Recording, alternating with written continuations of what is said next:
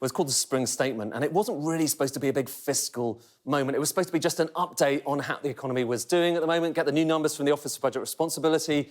But obviously, there's a lot going on right now with Ukraine and with the cost of living crisis. When you have a look at inflation, this is really the big number we're going to be focusing on in this Spring Statement. Normally, it's growth. Normally, you look at growth, and indeed, the growth numbers might well be cut a little bit.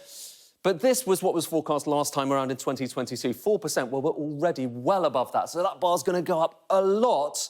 And when you see in terms of what it means for all of us, what it means for our pockets, well, energy prices have gone up extraordinarily, and they are going to go up even further. But also there's this. Look at fuel prices. This is prices at the pump, whether for diesel or for unleaded. Just have a look, last few years, and now look at what's happened more recently, up to record levels.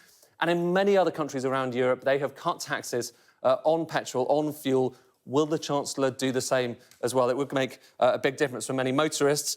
But there's another issue as well. There's the costs that he is increasing for families. This is the impact by different income group of the health and social care levy. Remember, that's coming in this year, so April. And the blue bit is how much it digs into our incomes by income group, from the poorest through to the richest. That's the blue bit. And then on top of that, you've got income tax. So a change in income tax thresholds mean more people end up paying more income tax.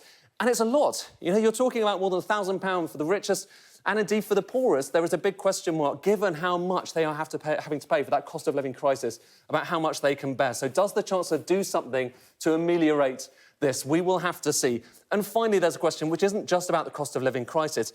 It's about the nature of government. It's about what we spend our money on. And have a look at this. This shows you government spending on different functions going all the way back to the post-war period. What I want you to focus on here is this red slice. That's defence. The blue slice is health. And just have a look at over time, as the decades go on, from the 70s to the 80s to the 90s to the 2000s, that red slice gets thinner and thinner and thinner. The blue slice gets bigger. And that raises another question, doesn't it? Does the Chancellor focus on getting that up, getting defence spending up, getting that red slice bigger? We're living potentially in a new world with what's happening in Russia, in the Ukraine, and also around the world elsewhere. How's that going to be reflected in this Spring Statement?